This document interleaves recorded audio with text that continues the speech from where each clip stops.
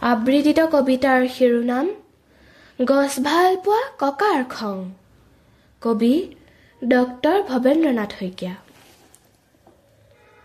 ভাল পালো ৰঘুনাথ, তুমি মোক পুতেৰাৰ বিয়ালৈ মাতিলা। পিছে ৰভাখন দিবলৈকে আমলখি গছজোপা কিয়নো কাটিলা? আলহী অতিথি যাব, ৰভা নাইকিয়া হ'ব, বোৱাৰীয়ে ঘৰখন দিবহি পুৰাই।